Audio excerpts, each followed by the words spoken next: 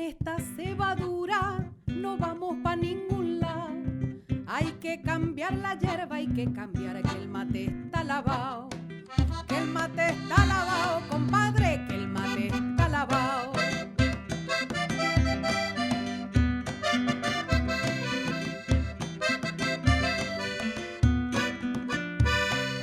Por más que le pongan boldo, cascarita de limón. Hola, ¿qué tal? ¿Cómo están? Muy buenas tardes. Les doy la bienvenida a este nuevo encuentro del Foro Abierto de la Economía Social y Solidaria, este espacio que promovemos, que invitamos desde Ediciones SICUS cada miércoles, transmitiendo desde nuestras redes sociales para debatir, para imaginar y para construir otra economía posible, la economía que nos debemos, la economía que necesitamos para nuestro presente y para nuestro futuro. Mi nombre es Federico Jiménez, hoy les voy a estar acompañando y le mandamos un fuerte abrazo a nuestro querido Juan Carlos Coco Manuquian, que nos acompaña semana a semana y que bueno, hoy seguramente nos estará mirando desde su casa.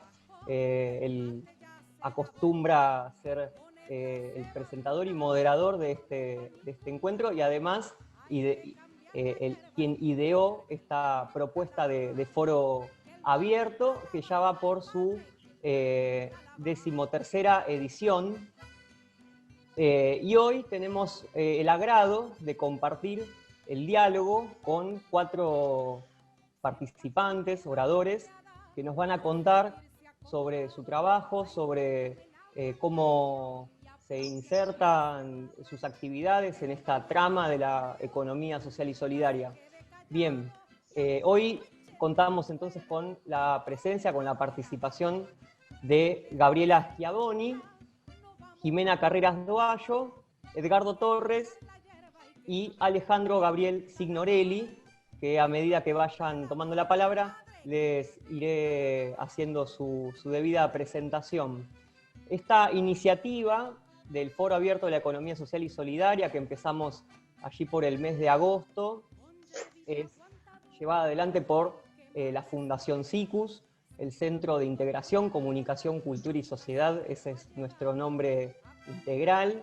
Nuestra principal actividad es la producción editorial, pero también nos dedicamos a producir y a promover estos nuevos lenguajes, o no tan nuevos también, pero que de alguna manera nos ayudan a seguir ahondando en esos abordajes que tratan nuestros libros, muchos de ellos dedicados a la economía social, al cooperativismo, al desarrollo local, a la ecología, al trabajo, a la educación y muchos otros temas que, como verán, son temas que se interrelacionan permanentemente, porque la vida también se da de esa forma, de una manera compleja, vertiginosa, interdisciplinaria, holística también podríamos decir.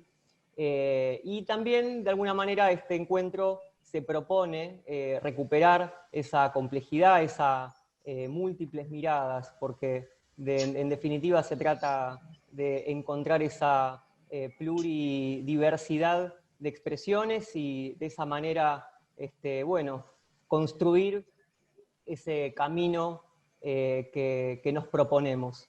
Bien, también quiero agradecerles a las instituciones y organizaciones que nos acompañan también desde el primer foro, a la Fundación de Actividades Biosféricas, al Grupo de Empresas Sociales y Trabajadores Autogestionados de la República Argentina, Gestara, Chacomedia, Alimentos Cooperativos y la Agencia Internacional de Noticias Presencia. Todos ellos nos acompañan y colaboran muchísimo en la realización de este foro abierto de la economía social y solidaria. Bien, vamos a dar comienzo entonces con nuestros invitados, nuestros participantes, y vamos a comenzar con la palabra de Edgardo Torres. Él es integrante de la cooperativa Uruguay Costa, allí en Misiones, de la producción yerbatera, para que nos cuente, para que nos diga cómo trabajan allí en Misiones, que nos cuente cómo desarrollan sus actividades la cooperativa y bueno, nos pueda brindar mucho más detalles. Buenas tardes, Edgardo, y te doy la palabra. Es un verdadero gusto compartir con ustedes el día de hoy. Soy Edgardo Torres, secretario de la cooperativa Uruguay Costa, pequeño productor, y también tengo un molinito artesanal de yerba mate.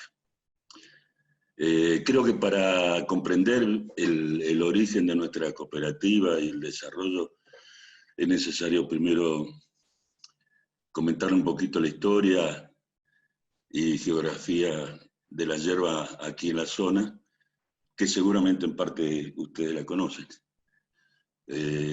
O sea, al principio del siglo pasado, cuando se importaba la mayor parte de la yerba que se consumía acá en el país, se comenzó como sustituyendo esa importación,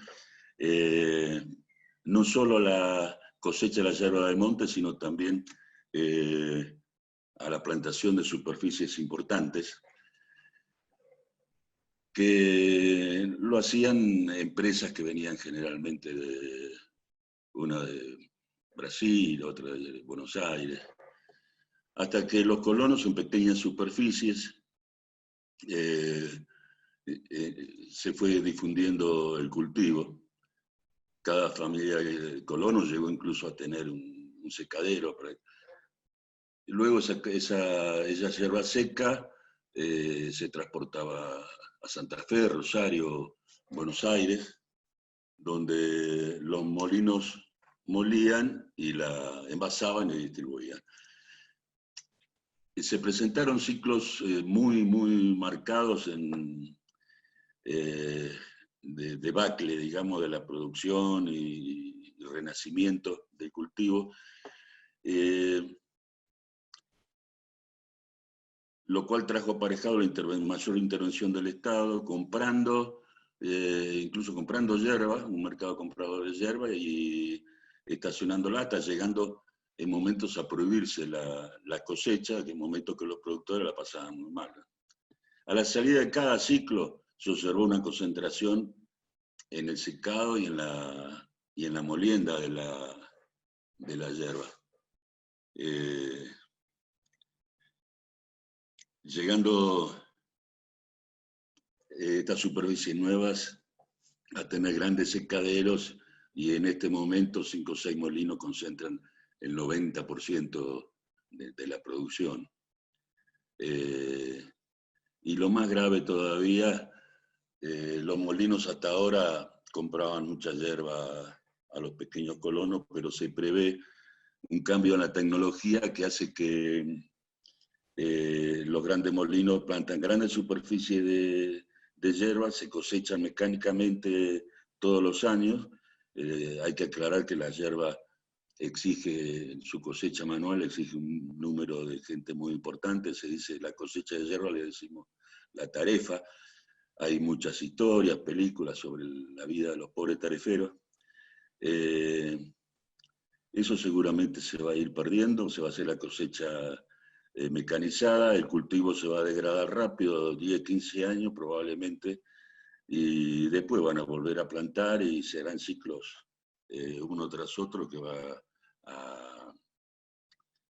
a concentrar aún más el negocio de la yerba.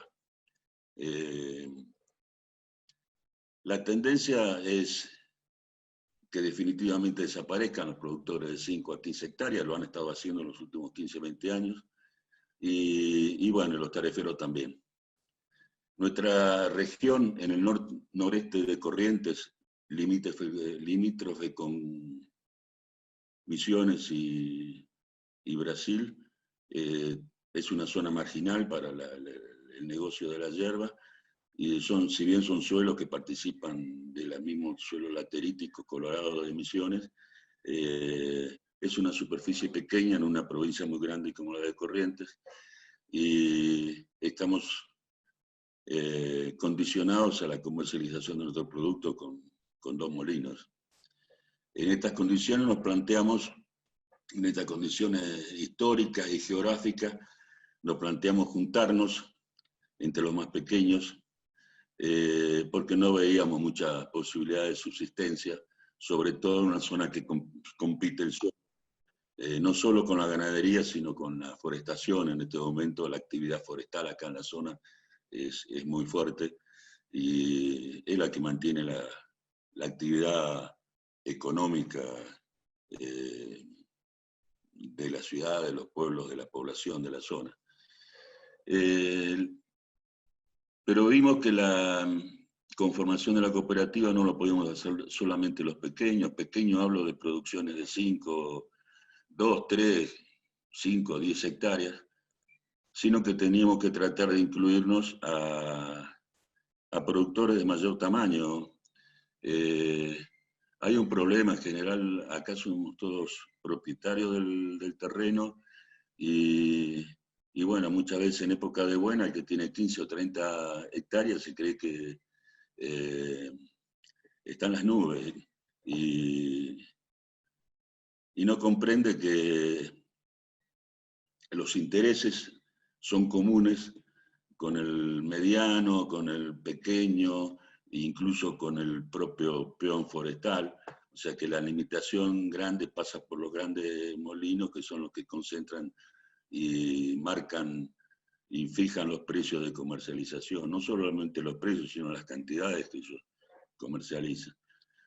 Bueno, esta identificación nosotros lo logramos en algunos productores de la zona más inteligentes, más importantes, que yo creo que nos pueden llegar a dar una consolidación del grupo. De hecho, en este momento estamos trabajando con un productor que tiene su propio secadero, una superficie mayor y algunos otros medianos, que en este momento cualquier productor puede decir que son unos ricos acaudalados, no sé, con ingresos de 15 o 20 millones de pesos acá son al año. Acá se puede pensar que son muy buenos ingresos, si tienen, no sé, 10 millones netos. Pero previendo y conociendo los ciclos que ha tenido la yerba, esos productores se suman a nuestra inquietud de los más pequeños. Y bueno, en este momento ya nos falta solamente, tenemos el secadero, el molino donde moler la yerba seca, tenemos el capital de yerba seca acopiada durante 2 años, que es de la mejor calidad, y estamos esperando el último numerito del Registro Nacional de Productos Alimenticios para, bueno, poder salir con nuestra marca, que ya la tenemos registrada, y bueno, la gente de Alimentos Cooperativos nos está dando una mano y entusiasmándonos para que salgamos a esta nueva aventura, que es la comercialización de nuestros propios productos con esa mentalidad cooperativista, con otras cooperativas y con otra gente del resto del país. Bueno, espero haberle dado un pantallazo de lo que es nuestra cooperativa, de nuestras expectativas futuras y de algunos problemas que fundamentalmente han sido culturales que hemos tenido que atravesar. Hay que hacerse a la mentalidad acá correntina, tradicionalmente ganadera, individualista, con una autoestima muy por el piso, pensar en que entre nosotros juntándonos podemos. Y pienso que hemos tenido una buena experiencia hasta ahora, bueno, que nos toca una etapa muy difícil, pero consolidando el grupo todo va a andar bien. Cuéntenos, Edgardo, cuéntenos desde hace cuánto que están, cuántos años o desde hace cuánto que arrancó este proyecto de Uruguay Costa, ya constituyéndose como cooperativa, hace cuánto que están, cuántos son también los que lo integran, cuántas personas participan de este proyecto, de esta cooperativa. Y también quería comentar que lo que nos va describiendo también de alguna manera se va conectando con problemas y dinámicas que quizás son estructurales al asunto del desarrollo rural en Argentina. Eso seguramente también lo vamos a poder conversar con Alejandro cuando toque su momento, pero de alguna manera se va tocando con problemas que tienen que ver, por ejemplo, la concentración. Eso es algo que no se da solamente en su sector, sino que se da en términos generales. ¿Y qué otras actividades se desarrollan en la región en donde ustedes están en la zona? Que de alguna manera se relacionan, compiten también con la producción yerbatera. Bueno, sí, estoy totalmente de acuerdo que el problema es común a toda la estructura económica del país. Tengo la experiencia de niño de haber experimentado ese traslado de gente. Mi padre era colono, campesino en la provincia de Buenos Aires, y vivimos, yo recuerdo aún, en una chacra cerca entre Tandil y Lobería, y bueno, dentro de ese proceso yo fui a estudiar a Buenos Aires y después me trasladé acá a la zona y estoy viviendo por segunda vez esa misma experiencia de abandono de las pequeñas propiedades en la zona rural.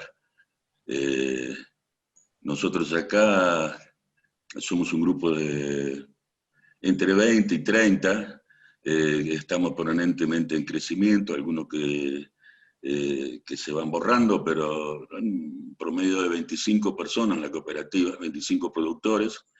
Estamos hace 6 años que tenemos el reconocimiento como cooperativa, o sea que nos empezamos a reunir hace 7 u 8 años. Y bueno, primero la idea nuestra era conformar un secadero que después logramos incluir a uno de los productores que tiene un secadero propio, así que esa etapa la pudimos superar un tanto rápido. Y bueno, yo mientras tanto fui implementando mi propio molinito con la ayuda de algunos vecinos y hacer los papeles para hacer la primera experiencia a nivel comercial, que en este momento estamos por salir moliendo en este molino con la ayuda de algunos implementos de los vecinos. Vamos a salir a comercializar. Espero que en estos días, muy pronto. La característica en la zona ha sido fundamentalmente ganadera. Tradicionalmente estos campos eran de la compañía Lieve y de los ingleses, que tenían varias leguas al costado del ferrocarril, que construyeron allá por el año 2000, 1900.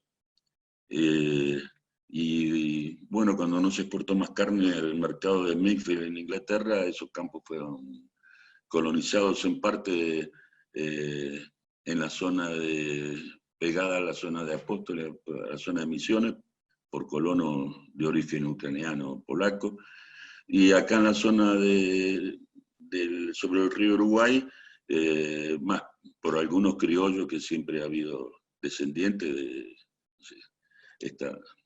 Estamos hablando acá de descendientes brasileros, uruguayos, de la gente de las Marías, los navajas, que son de origen uruguayo, seguramente venidos en la época de la Triple Alianza, que fueron quedando por acá, en lo que originalmente eran reducciones guaraníticas.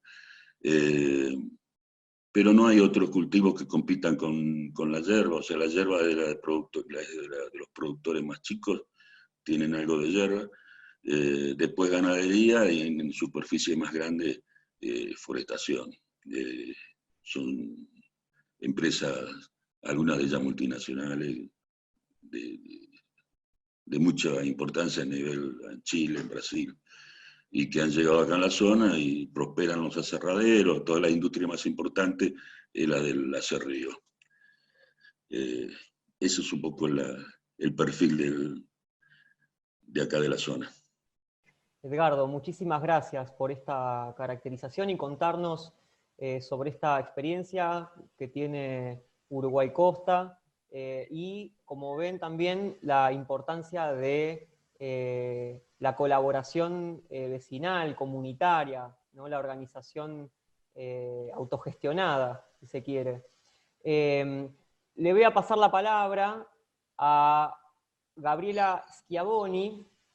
Ella es investigadora del CONICET, especializada en desarrollo rural. En SICUS hemos tenido la posibilidad de publicar 2 trabajos donde ella participa como compiladora. Uno de ellos es Campesinos y Agricultores Familiares, la cuestión agraria en Misiones a fines del siglo XX, que lo tengo en pantalla, lo quiero mostrar, con una muy bella tapa también. Y Desarrollo y Estudios Rurales en Misiones también. Son 2 trabajos donde Gabriela trabajó como compiladora, junto con otros equipos de investigadores, y nos parecía una buena oportunidad para dialogar en el día de hoy junto con el testimonio de Edgardo, y que nos pueda contar acerca de estas investigaciones y seguramente otras posteriores que hubo luego de estos libros. Estos trabajos ya cuentan al menos casi 10 años desde su publicación. Fueron allí publicados a mediados de entre el 2008 y el 2010. Sin embargo, a pesar de ciertas diferencias que pueda haber en esta década que ha pasado, hay muchos aspectos que siguen vigentes, y que bueno, nos pueda contar cómo se desarrollan estas investigaciones y cómo aporta también la investigación científica en esto que denominamos desarrollo rural. Gabriela, muchísimas gracias y te doy la palabra. Muchas gracias, Federico. Buenas tardes a todos. Efectivamente, como decías vos, esos libros tienen más de 10 años, pero los problemas siguen siendo parecidos, ¿no? Bueno, yo soy antropóloga, soy investigadora del CONICET y soy profesora en la Universidad Nacional de Misiones. Nuestra universidad, quizás porque no es una universidad tan antigua, tiene una historia de mucha vinculación con el sector productivo, con las organizaciones sociales, ¿no? Entonces, de lo que yo les voy a hablar hoy es de la experiencia de la Feria Franca, ¿no? Que es una experiencia un poco una marca registrada de Misiones. Misiones como que toma el puntapié inicial en el desarrollo de estas iniciativas en el 1995, y la experiencia se conecta con lo que nos contaba Edgardo, ¿no es cierto? Porque son productores yerbateros que ante la dificultad que surge por desregulación de la producción de yerba mate, la disolución de la Cámara, de la CRIM, digamos, que regulaba este cultivo, estos productores empiezan a buscar otras alternativas, ¿no? Y bueno, viajan al Brasil, conocen estas experiencias de ferias en las cuales los colonos comercializan directamente sus productos, básicamente alimentos, y están exentos de impuestos, por eso se llaman ferias francas, ¿no? Bueno, esta experiencia prende muchísimo en Misiones, hay más de 50 ferias, involucra 1000 productores, ¿no? Son emprendimientos pequeños, o sea, más del 68% de las ferias tienen hasta 20 participantes.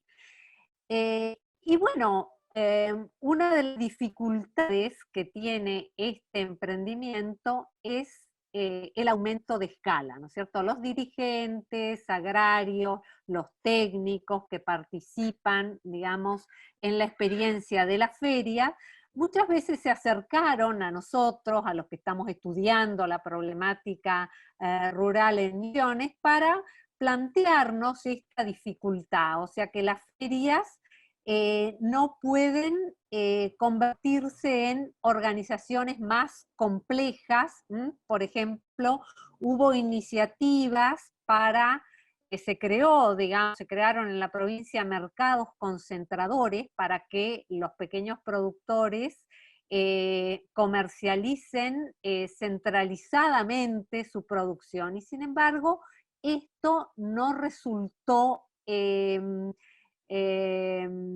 agrado de los feriantes, ¿no? La experiencia que conozco más de cerca es el mercado concentrador de la ciudad de Posadas, que no pudo, digamos, llegar a un acuerdo con los feriantes para que terciaricen su producción, ¿no?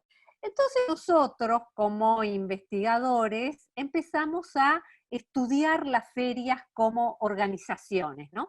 Y las ferias mantienen con el Estado una relación particular, digamos, porque las ferias surgen en un momento, digamos, de retirada del Estado, pero luego, si bien cuentan con apoyo del Estado, buscan mantener su autonomía, ¿no es cierto? Nosotros, estudiando esto, lo podemos ver como lo que se llama la tercera ola de las relaciones entre el Estado y la sociedad civil, ¿no es cierto? Donde el Estado deja de mirar con recelo a las organizaciones sociales y más bien se alía con ellas, digamos, cumpliendo, digamos, se reparten un poco las funciones. No es que el Estado terceriza en estas organizaciones, sino que encuentran como un modo de complementarse, ¿no? Entonces, las ferias mantienen con el Estado este vínculo, digamos,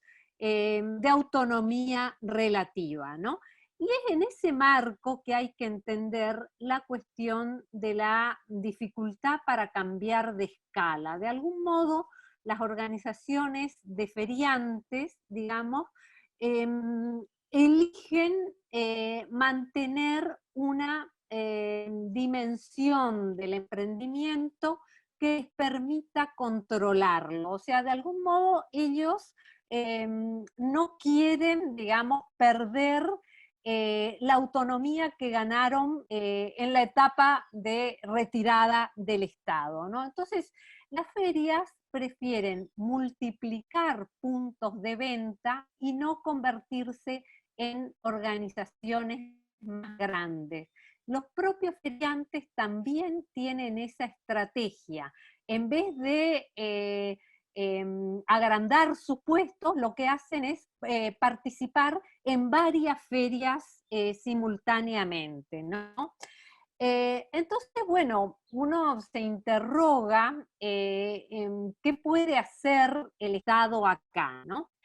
En este sentido, el Estado ha tenido una interesante participación también en el emprendimiento de las ferias, ¿no? El Estado ha tratado de regular lo que es la calificación de estos alimentos, ¿no es cierto? Porque la calificación de los alimentos en la feria estaba como muy entrelazada a las personas, ¿no? Los clientes venían a tal feriante porque ese feriante les daba confianza, habían comido ese queso y les había gustado, no se enfermó nadie. Bueno, entonces el Estado lo que trató es de intervenir ahí, digamos, con las cuestiones de sanidad, tratando de modificar un poco algunas cosas medio rígidas, código alimentario, ¿no es cierto?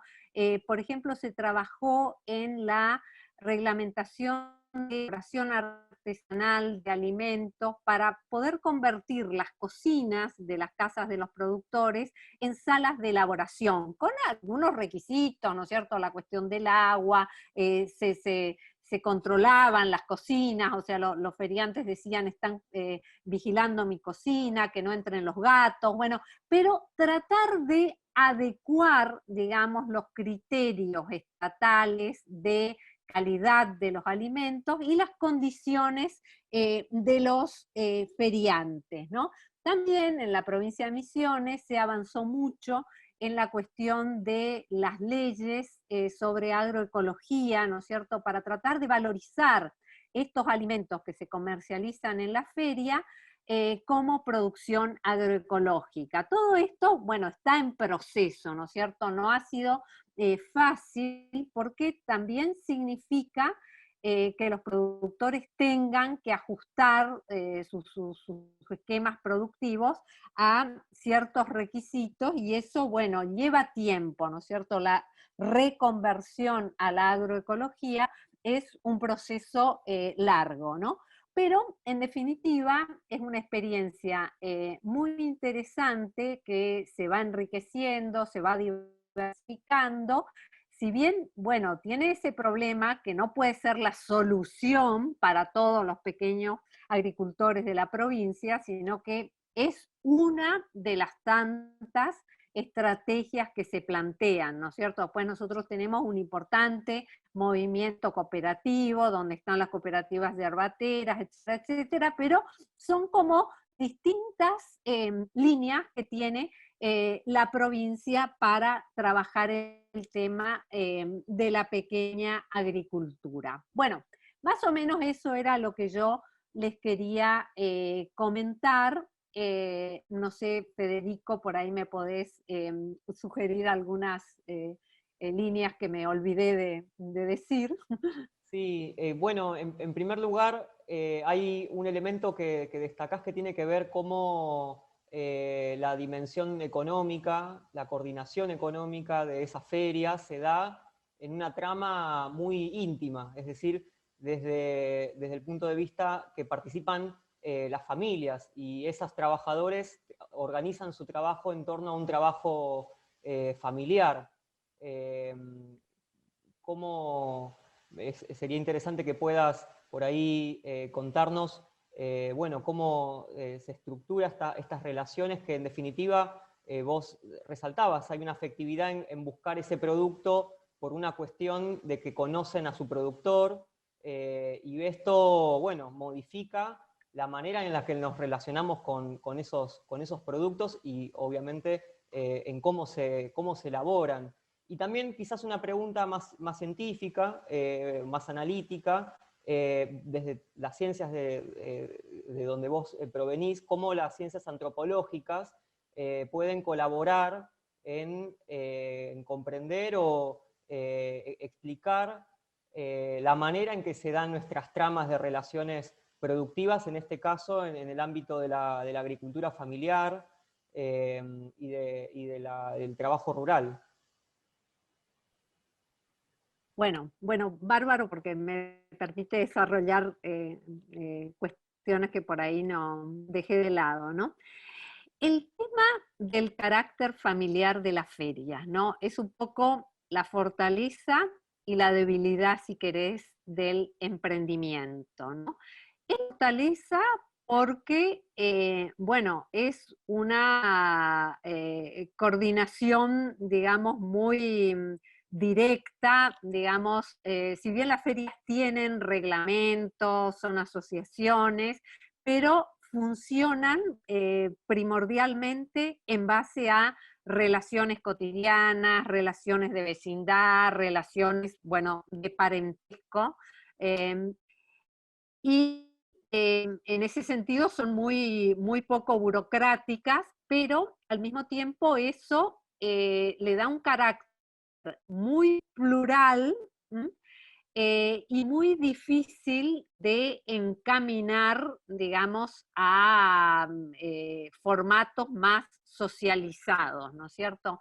Los feriantes son, en cierto modo, un poco anárquicos, ¿no es cierto? Por ejemplo, hubo algunas inversiones como comprar cámaras para tratar de que la verdura quede, digamos, en los lugares donde se comercializan, porque a veces no venden toda su producción. Y bueno, los feriantes rechazaron esos emprendimientos porque decían, bueno, yo no sé si dejo mi verdura acá, por ahí después no la encuentro, no, prefiero llevármela. O sea, en cierto sentido hay una cosa un poco anárquica, que es lo que hizo fracasar, digamos, intentos, por ejemplo, de que las ferias, además de esas ventas periódicas que son una vez por semana, tengan un local permanente, ¿no es cierto? Pero al mismo tiempo, ese carácter familiar es lo que le permite a la feria por ahí aguantar en ciertos momentos críticos, sostenerse, digamos, independientemente de ayudas más centralizadas, ¿no es cierto? Entonces, es un formato de coordinación económica plural, y nosotros como investigadores nos parece muy interesante de estudiarlo como un formato peculiar, ¿no es cierto? Es una forma de mercado, pero que no se parece a la imagen del mercado que por ahí nos transmite la ciencia económica, ¿no es cierto? Porque esto no es un dispositivo anónimo, sino que es un dispositivo donde las relaciones sociales, los vínculos entre los feriantes, los vínculos entre los clientes y los feriantes, son una parte integrante del mercado, ¿no? Pero bueno, es un formato de comercialización muy territorializado, ¿no es cierto? Entonces, por ejemplo, en una de las ferias del interior de la provincia, con un subsidio de la Secretaría de Agricultura Familiar, se compró en un momento mobiliario, unas góndolas de supermercado, para el local de la feria. Bueno, los feriantes rechazaron este formato y los clientes también, porque decían, nosotros no nos podemos separar de nuestros productos tienen que estar en nuestra mesa, donde también estamos nosotros. Si uno concurre a las ferias están organizadas a partir de mesas donde está el grupo familiar o el grupo de productores responsable de esos productos. Entonces casi parece como la mesa de una familia, ¿no es cierto?, donde hay diversas cosas. Bueno, y ese entrelazamiento, digamos, también genera limitaciones, ¿no es cierto?, porque hace que esos productos no pueden circular más allá de esa mesa, de esa familia. Entonces, bueno, pierde potencialidad un poco el proyecto, ¿no? Yo creo que la solución acá es siempre una transacción, ¿no es cierto? O sea, las ferias tienen que, digamos, avanzar un poco en la calificación de los alimentos que se comercializan, y al mismo tiempo conservar ese carácter de organización familiar, ¿no? Por eso creo que la cuestión, por ejemplo, de la producción agroecológica puede ser una vía interesante de valorización de los productos y también de lograr una cierta capacidad de circulación independientemente de las personas que los elaboran, ¿no? Bueno, creo que más o menos contesté ahí lo que estabas planteando, ¿no? Gabriela, muchísimas gracias por esto que nos comentás, porque bueno, amplía de alguna manera el recorrido que hoy empezamos a trazar y que empezaba Edgardo contando sobre el proyecto cooperativo yerbatero. Y de Misiones nos trasladamos a otra zona de la Argentina, nos vamos a la Pampa Húmeda para conversar con Alejandro Signorelli, integrante del INTA, el Instituto Nacional de Tecnología Agropecuaria. Él trabaja allí en esa zona, en Junín, para que nos cuente, bueno, cómo desarrolla su trabajo en esa zona tan particular también de la Argentina, donde las producciones son otras, donde hay un conflicto, quizás una tensión entre lo urbano y lo rural, y donde se da la producción quizás más importante, que se exporta y que, bueno, encuentra también otros conflictos estructurales de nuestra economía argentina primarizada. Pero bueno, seguramente él nos va a poder ahondar muchísimo más cómo desarrolla su trabajo en esa zona y las complejidades que hay para poder diversificar la producción que se da en ese territorio. Alejandro, muy buenas tardes, muchísimas gracias y adelante. Bueno, buenas tardes para todos, gracias por invitarme al foro y bueno, por la presentación que has hecho. Como bien decís, la región pampeana es una región, digamos, bastante compleja para abordar, pero sin embargo, desde la Agencia de Extensión de INTA nos hacemos lugar para poder darle soporte, digamos, a todos los actores sociales que hay en el territorio, no solo los de producción tradicional, sino también a un pequeño grupo de sujetos sociales que empiezan, digamos, a visibilizarse. Por un lado, como bien decís, empieza a haber una tensión que no solo se genera en esta zona, sino que forma parte de una red que se está armando a nivel nacional, donde la gente empieza, digamos, a manifestarse y a visibilizar sus demandas, principalmente en las zonas de transición urbano-rurales, donde el conflicto por el uso de agroquímicos en esa zona y la falta de regulación genera un debate abierto y activo y tensiones, ¿no? En la discusión de qué hacer en ese territorio, ¿no? Paralelamente empieza un trabajo desde hace 3 años con movimientos sociales sobre poner en valor áreas periurbanas para el desarrollo de huertas agroecológicas, como bien se mencionó en la charla anterior, como una oportunidad para el desarrollo de ese territorio, ¿no? Así que por un lado estamos en un frente y trabajando digamos, en la mediación de qué hacer en ese territorio, y por el otro lado también estamos apoyando a estos nuevos actores. Principalmente estamos trabajando con movimientos sociales como es la UTEP, del movimiento Evita, con jóvenes y mujeres, armando una red de huertas agroecológicas, ¿no? Es una red que cuenta con 2,5 hectáreas, son 4 unidades en el distrito de Leandro Ñalem, y que tiene la particularidad de la presencia, digamos, de mujeres y de jóvenes. Una población con una situación de vulnerabilidad, mujeres sostén de familias monoparentales, personas en situación de emergencia habitacional, jóvenes que se encuentran debajo de la línea de la pobreza, ¿no? Provenientes de familias excluidas históricamente. Así que a través, digamos, de esta huerta, de la realización de huertas comunitarias, por un lado tratamos de poner en valor esas tierras que ya no se pueden ser producidas como eran antes, y por el otro lado tratar de insertar, digamos, a una población, digamos, a un trabajo rural, ¿no?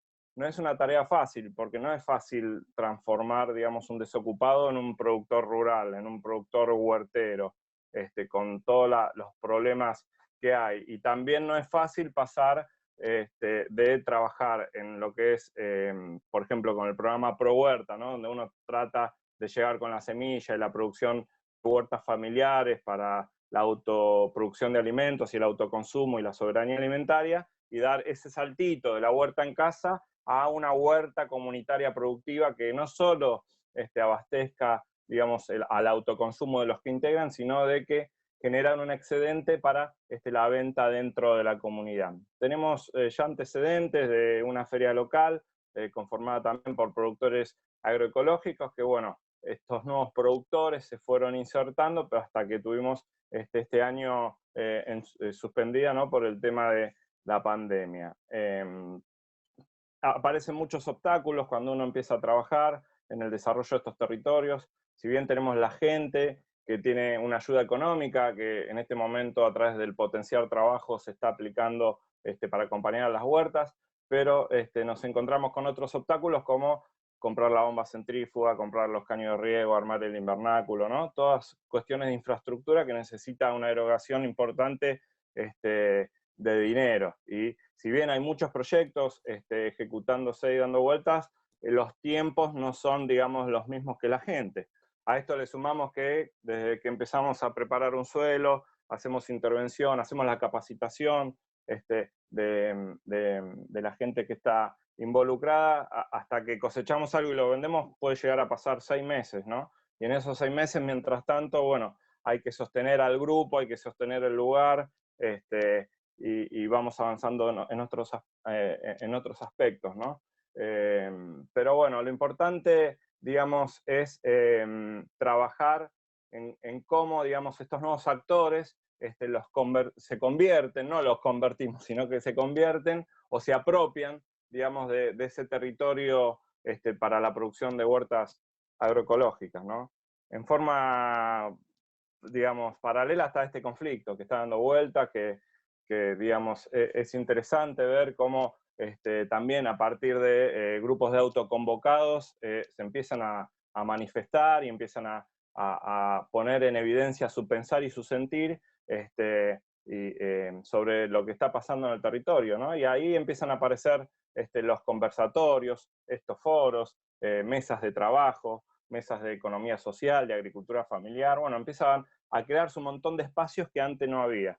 Y bueno, y en esos espacios se empiezan a discutir el territorio, ¿no? Que es un territorio complejo, y que principalmente es complejo porque cada municipio, o sea, tiene potestad de regular su territorio, y eso hace que no haya capaz una línea provincial o una línea nacional, pero a su vez esa regulación tiene que ver un poco con la idiosincrasia de ese territorio y que los sujetos sociales que habitan en él van generando. Así que un poco desde INTA estamos también trabajando en esos espacios, ¿no? En esas mesas de economía social, de agricultura familiar, de decisión sobre qué ordenanza de agroquímicos va a ir, sobre qué se puede producir, y bueno, de a poco vamos aportando y acompañando esos procesos de desarrollo territorial, ¿no?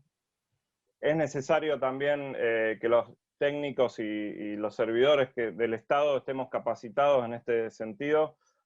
Yo ahora estoy haciendo mi maestría en desarrollo rural, viendo puntualmente este tema de los conflictos periurbanos, así que, pero bueno, hay equipos, somos jóvenes y bueno, le vamos a dar para adelante y vamos a estar acompañando a todos estos procesos de desarrollo, ¿no? Muchísimas gracias, Alejandro Signorelli. Pasaba en este encuentro y le vamos a dar la palabra ahora a Jimena Carreras Doallo.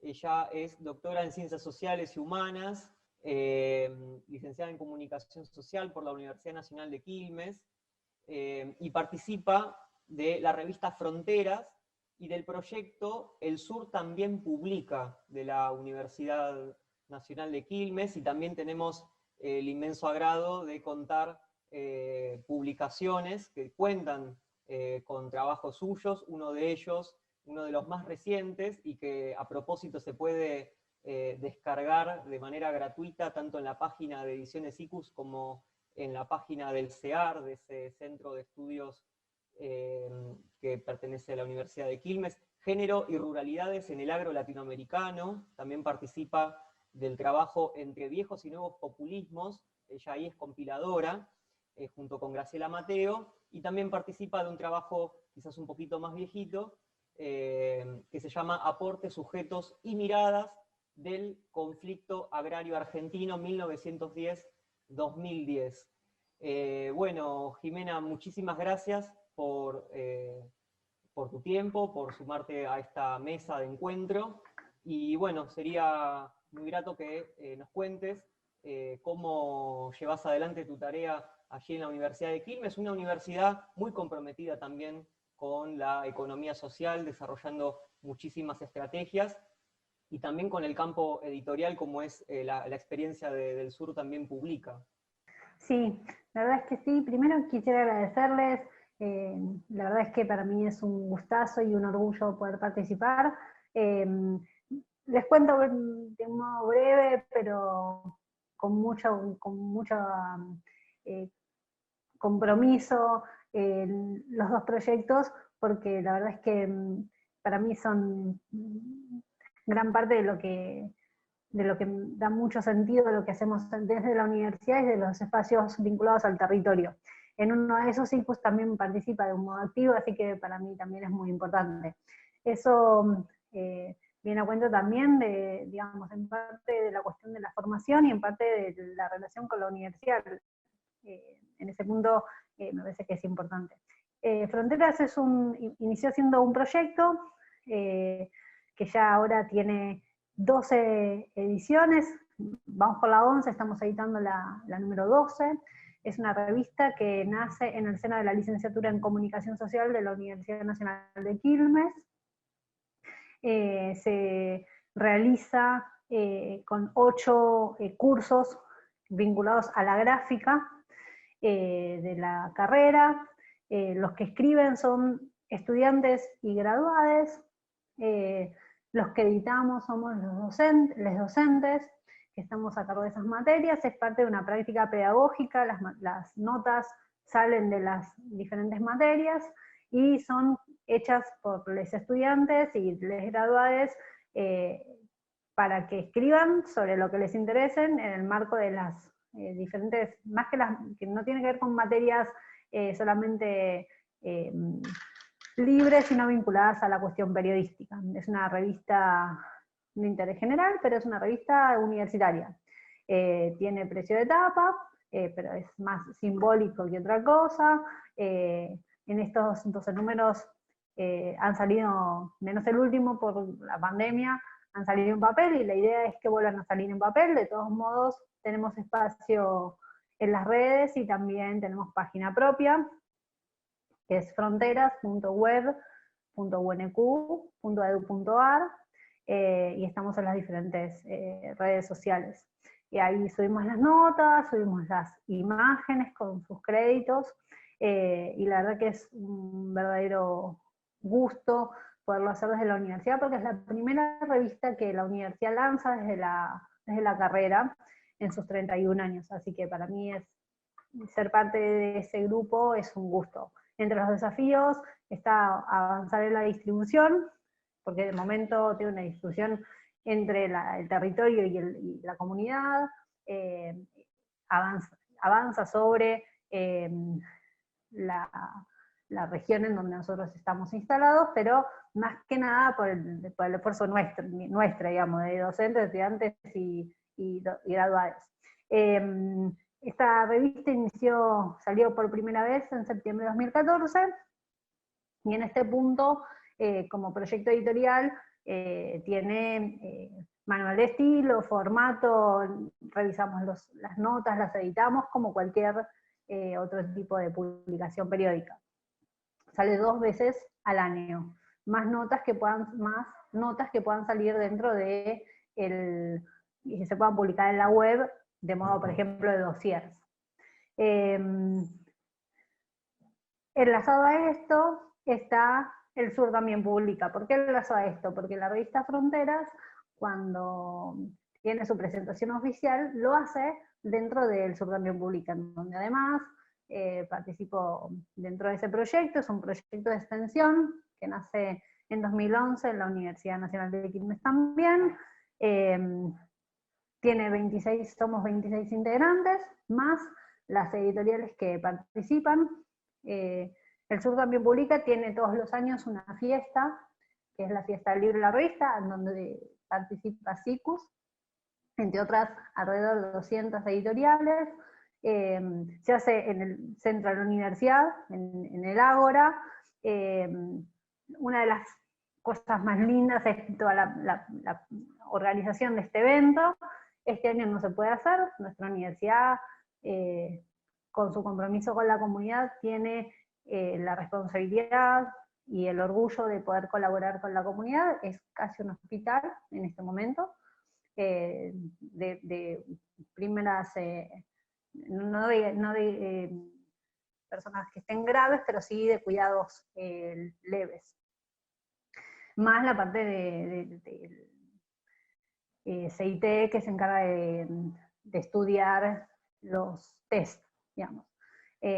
Después, al margen de eso, toda la universidad está en funcionamiento, todos a distancia. Sobre El Sur también publica, bueno, el director del Sur también publica es Daniel Badenes. En este año lo que nos ocupamos es de de retomar la revista Editoriales, que salió este año el 3er número.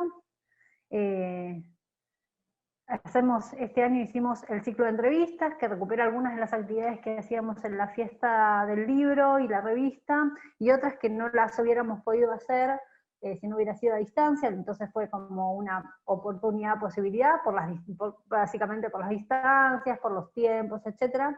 Y nos dimos algunos gustos en estas 14 entrevistas que hicimos. La idea siempre es visibilizar el sector de revistas y de publicaciones independientes, porque nos parece que es un segmento que tiene que ser cuidado. Y después tenemos la incubadora, que se denomina Incubadora de Prácticas Editoriales Asociativas, y esta incubadora está trabajando con cooperativas. Hasta ahora se estuvo trabajando con capacitación de libros digitales.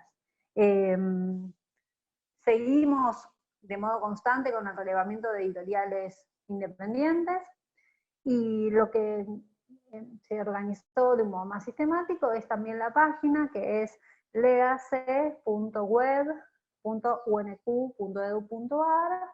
LEACE significa Línea de Estudios y Acciones sobre el Sector Editorial. La particularidad que tiene es que reúne tanto la parte del proyecto vinculado a la extensión, como la parte que tiene que ver con la investigación y la incubadora. Estas dos actividades que se desarrollan en la universidad, primero reúnen, en el caso específico de la revista Fronteras, reúne casi centralmente a mi lado más de comunicación, pero que enlaza con estudiantes graduados y docentes de comunicación social.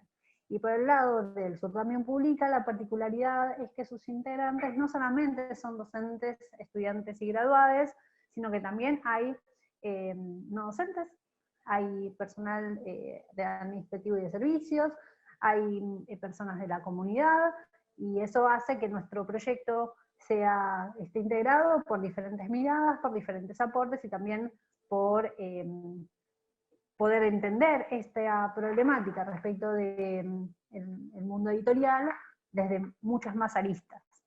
Esto pareciera estar como en el centro de los ejes cuando se conversa, cuando se habla acerca de la economía social y solidaria, aparece en primer foco. Bueno, ¿qué análisis podrías hacer en relación de esta producción cultural enmarcado en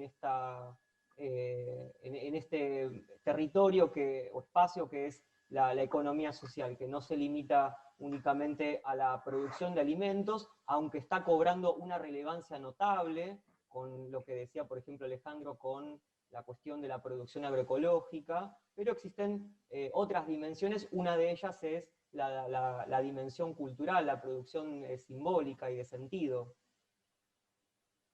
En los dos casos me parece que es clave, en particular porque pensar publicaciones alternativas, digo, ustedes lo saben perfectamente desde SICUS, y poder pensar con otros cómo publicarlas, cómo hacer circular la palabra, cómo dar voz a aquellos que no siempre son los que tienen voz, es parte de nuestro desafío. Es un desafío que se sustenta en el tiempo, y que la universidad nos colabore en darnos ese espacio de sumar a los diferentes proyectos, de sostenerlos en el tiempo, aún en épocas no tan amables. Digo, en este momento estamos todos atravesando una situación compleja a nivel mundial, pero tuvimos 4 años bastante más complejos que no tuvieron que ver con eso, y me parece que eso también es importante. La universidad estuvo al pie de sostener los proyectos que tenían que ver con otras lecturas, otras miradas alternativas, y eso es una política que tiene la Universidad Nacional de Quilmes de modo sostenido. En tal sentido, la idea también es que sean los estudiantes y los graduados con mirada crítica los que construyan sus propias voces, y que los acompañemos en ese proceso pedagógico didáctico de poder contar qué es lo que pasa en sus barrios, qué es lo que pasa, cómo contar desde más aristas lo que sucede en la región, de dar cuenta de problemáticas que en los medios no aparecen. En eso, todas estas cuestiones tiene que ver con fronteras. En un punto, fronteras tiene que ver con esto, con que sean esos espacios, el nombre tiene que ver con esos espacios que son móviles, que son de discusión, de disputa de sentidos, pero que también no son fijos y que permiten ese debate, esa cosa imbricada, ese poner en palabras aquello que en lo que por ahí no sabemos que acordamos o sí acordamos. En el caso del Sur también publica, en particular la incubadora tiene que ver con esta mirada respecto de lo colaborativo, en el sentido más estricto, y en el proyecto en sí, la verdad que se trabaja de un modo, no quiero usar la palabra cooperativo en el sentido del concepto legal, pero sí me parece de la cooperación, de trabajar colectivamente, de modo de que digamos, sumamos nuestras voluntades para. En lo que referían los demás oradores, a mí, digo, por ser parte y por haber trabajado con algunos oradores que además estuvieron en este mismo espacio en otros momentos, como Lisandro Rodríguez, como otros compañeros que seguramente también se van a sumar más adelante, esta posibilidad de poder pensar también desde la investigación y que ellos nos ofrezcan estas palabras ligadas a lo asociativo, a lo cooperativo, a la cuestión de la economía social y solidaria, también recuperando algunas cuestiones que trabajé, por ejemplo, con la profesora Graciela Mateo, que sabe y que es especialista en esto, permiten también, me permiten también pensar desde la investigación preguntas para intervenir de este modo. Entonces, en ese punto, me parece que lo que puedo sumar, o que me gustaría sumar, es desde la cuestión de, sí, desde cómo pensar los sentidos, pero ¿por qué pensar otros sentidos? Porque me parece que hasta acá hemos llegado con estos sentidos que tenemos, mediados por estos medios, valga la redundancia, y por una mirada no horizontal, sino vertical. Entonces, lo que quisiera, o que me gustaría colaborar y sumar es, bueno, pensemos otros sentidos, pensemos con más palabras lo que nos está pasando. En ese punto, tanto Fronteras como el Sur también Pública me parece que apuesta a esto. Mena, muchísimas gracias por esta descripción que haces del trabajo desde estos espacios de la Universidad de Quilmes, y sin duda es un campo de los más complejos, el de la conciencia, ¿no? Donde allí se terminan de transformar nuestras prácticas más comunes, más habituales, y bueno, en esa trama estamos. Les agradezco muchísimo a cada uno de ustedes por sus palabras, por contar el trabajo que realizan y su mirada acerca de cómo se inserta en ese complejo mundo de la economía social, de la economía que es social, quizás parece redundante, pero hay que aclararlo, por eso decimos economía social y solidaria. La economía no son números, la economía son relaciones, y es por eso que estamos acá en este encuentro. Así que, a modo de ir cerrando este capítulo del día de hoy, les propongo, y en el mismo orden en el que fueron dando su testimonio, que tomarnos 3 minutos para pensar alguna idea que les queda en relación a lo que fueron escuchando de sus compañeros y compañeras de mesa o de sala, en este caso, empezando por Edgardo Torres, allí volviendo nuevamente a Misiones. Edgardo, contanos qué te queda de este encuentro, qué te pareció lo que dijeron tus compañeros de mesa. Bueno, me demoré activando un poco el micrófono. No, me pareció muy interesante la participación de todos. Quisiera ver la posibilidad de tener alguna dirección, aunque sea de correo, con algunos de ellos, a ver si nos sirve este contacto para mantener algún vínculo productivo en el futuro. Tenía una pregunta para Gabriela, algo que siempre me he preguntado sobre el tema de las ferias francas de Misiones. ¿Cómo se logra romper esa lógica del productor y su tradicional red de funcionamiento, de bueno, producir, estar en la chacra, el contacto con sus otros productores, sus vecinos, sus familiares, que generalmente los colonos tienen en la chacra, y poder integrarlos en una lógica comercial, una mentalidad diferente, con horarios diferentes, con contactos diferentes, que generalmente los lleva después a prevalecer alguna de esas dos actividades, comercializar el producto de los vecinos y se siente más cómodo como comercializando algunos de ellos y algunos que no pueden salir de la actividad productiva. O sea, ¿cuál ha sido la experiencia que Gabriela ha visto en ese compromiso que tienen los productores, ese esfuerzo de cambiar la mentalidad y salir a comercializar sus propios productos? Bueno, mira, las ferias surgen montándose sobre organizaciones que ya estaban, ¿no es cierto? El Movimiento Agrario de Misiones, el MAM, es el que da el puntapié inicial con el proyecto de la feria, ¿no? Entonces, de algún modo, esos productores ya estaban sensibilizados, digamos, para salir un poco de esa cuestión tan individualista, digamos, del productor trabajando en su chacra y que se restringe a eso, ¿no? O sea, eran productores que ya estaban en una beta asociativa, ¿no?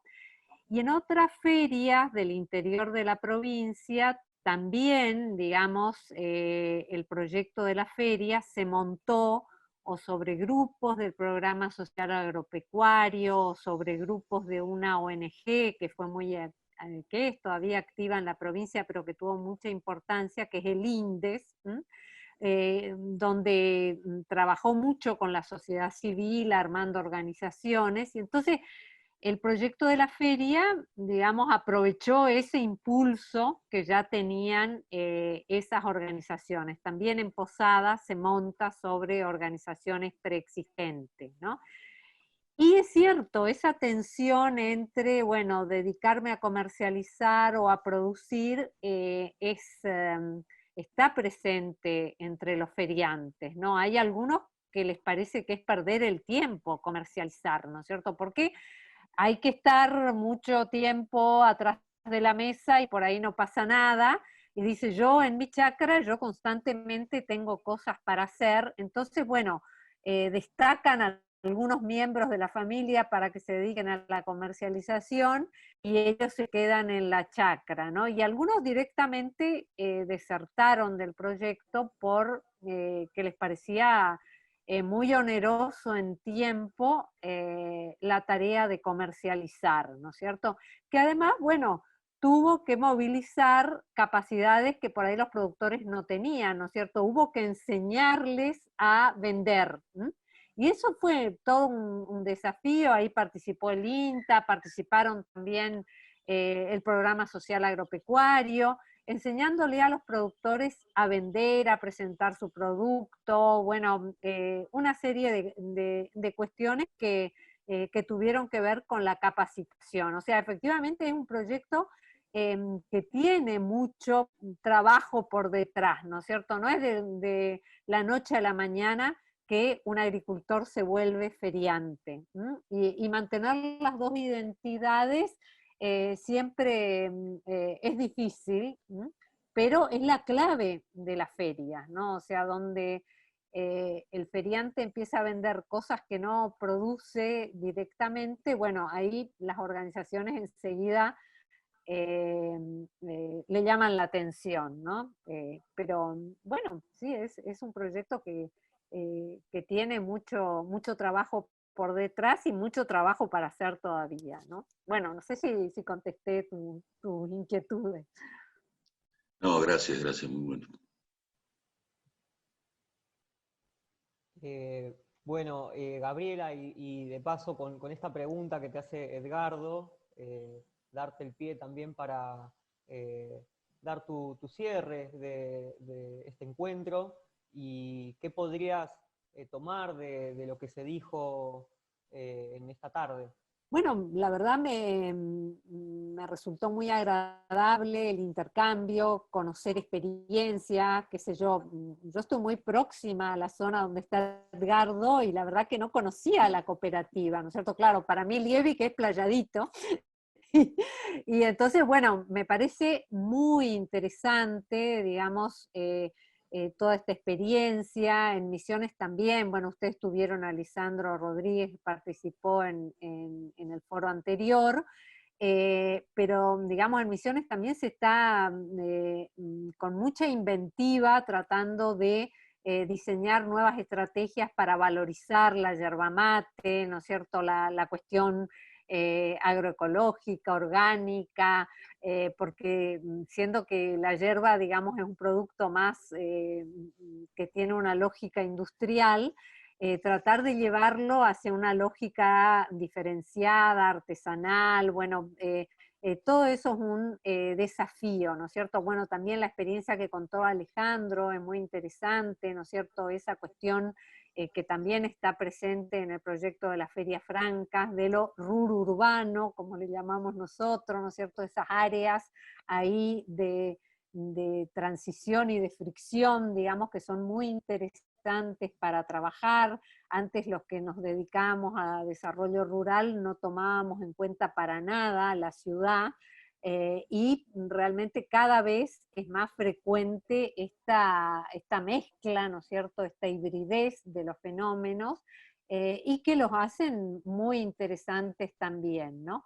Y bueno, lo que contó Jimena también de lo que es la comunicación, yo creo que es un área fundamental de la colaboración, digamos, entre las organizaciones, las universidades, los científicos, ¿no es cierto?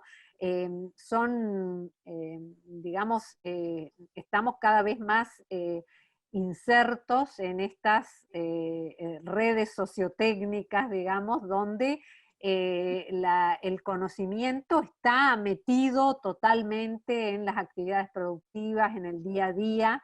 Entonces me parecen fundamentales estrategias como esta del foro, de lograr estos intercambios, de ir interconectando dimensiones que a veces están un poco desunidas, ¿no? Así que me pareció muy interesante todo. Y muy buena la iniciativa, ¿no? Gabriela, muchísimas gracias. Gabriela Schiavoni.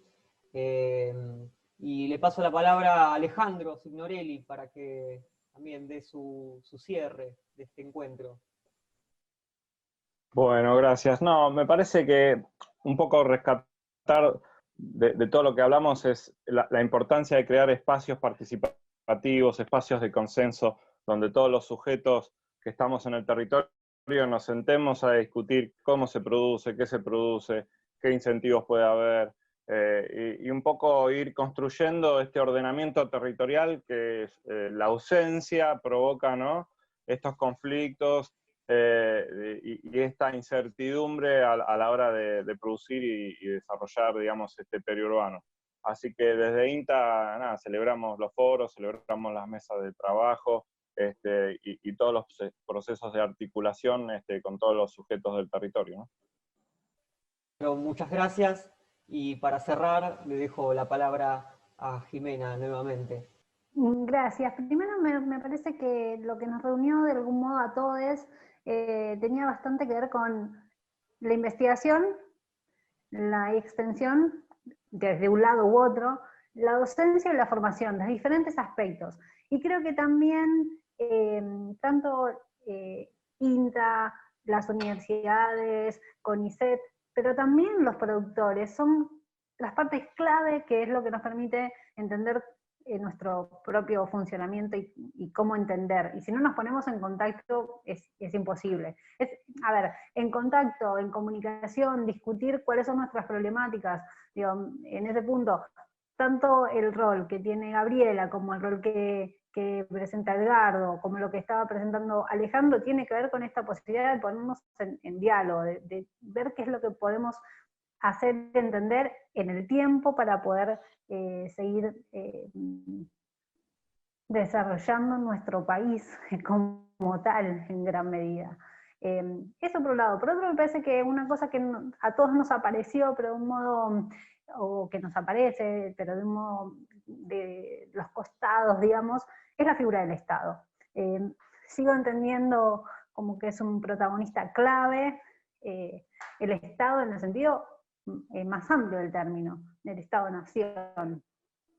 Digo, teniendo una mirada de Misiones desde Buenos Aires, desde una región chiquita de Buenos Aires, desde un partido de la provincia de Buenos Aires, desde una localidad de Misiones, desde la Universidad Nacional de Misiones, me parece que inclusive desde SICUS, digamos, también tiene esa posibilidad de pensar junto con lo que entendemos como Estado-Nación. Y ahí, digo, no quiero irme mucho por las ramas, pero me parece que si los valores del cooperativismo tienen que ver con la solidaridad, la ayuda mutua, la equidad, la igualdad, la responsabilidad y la democracia, teniendo en cuenta que estamos en nuestros primeros 37 años de democracia en nuestro país, junto con la cuestión de los principios de honestidad, responsabilidad social y transparencia, que son lo que atraviesa el espíritu cooperativo, creo que desde los diferentes lugares todos estamos tratando de hacer eso con nuestros diferentes aportes y granitos. Y en ese punto me parece que todos estamos hablando de esto desde diferentes lugares.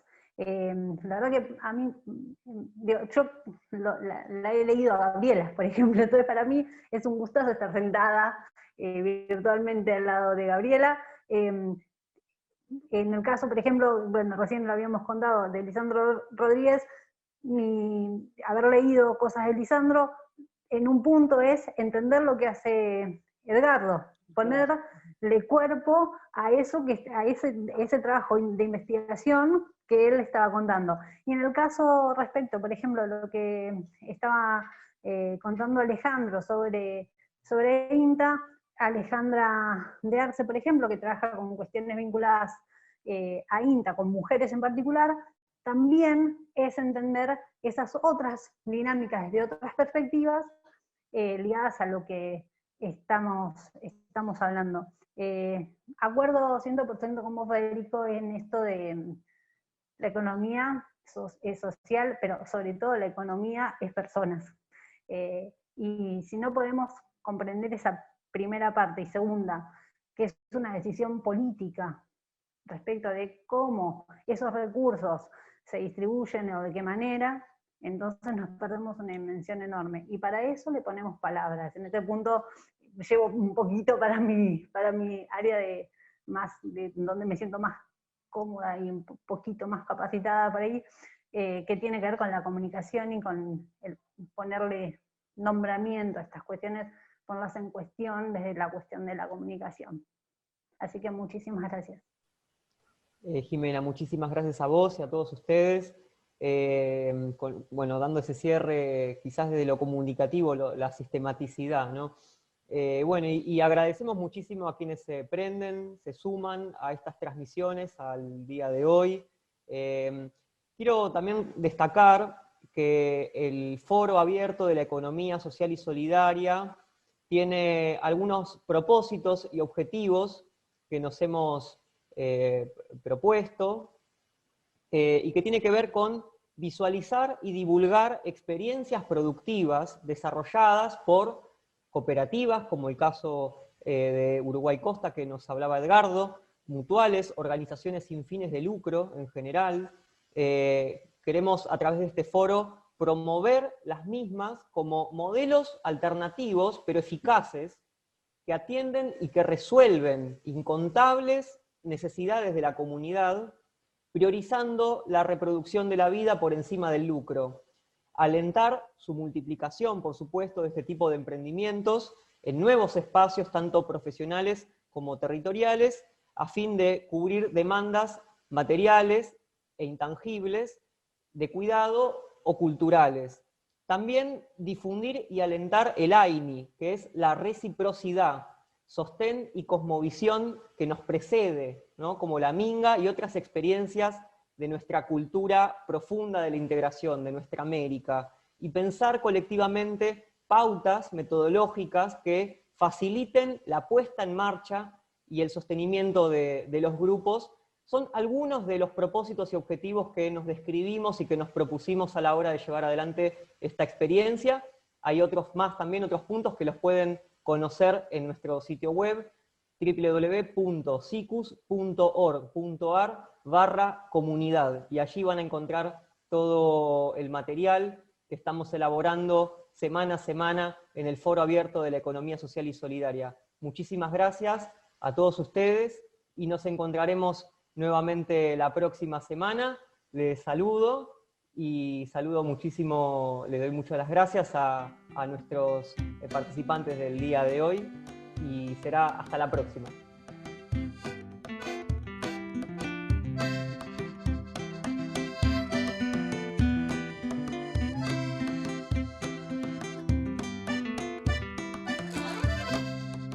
Con esta cebadura no vamos pa' ningún lado.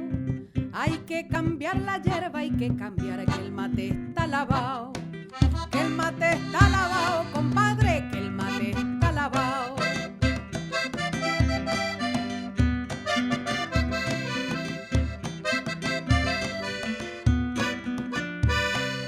Por más que le pongan boldo, cascarita de limón, yuyito pa'l mal de amores, el mate ya se lavó. Aunque cambien la bombilla o lo yapen con café, por mucho que lo remienden, yo ya le perdí la fe. Con esta cebadura no vamos pa' ningún lado. Hay que cambiar la hierba, hay que cambiar que el mate está lavado. El mate está lavado, comadre, que el mate está lavado.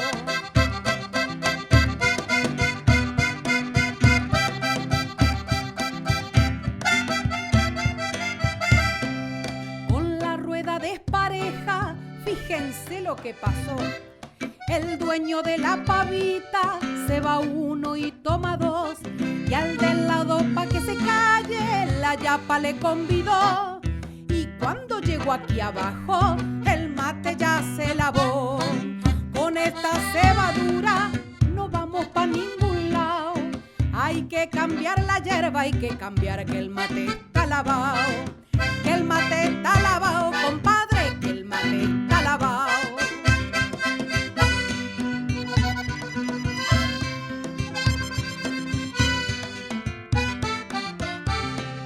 Sepa que en toda mateada, por sentirse acomodado, hay quien tome el agua tibia y aplaude a quien lo ha cebado. No tenga miedo al bosteo, nunca se quede callado.